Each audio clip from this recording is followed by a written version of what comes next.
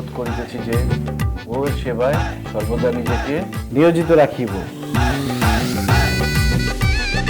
তুমি ভিডিও কলে থাকো, তুমি তোমার কাজ করো, আমি তোমাকে দেখি। আমি এখানে ভিডিও কলে কথা বলি আমার বউর সাথে, আপনি জানেন না?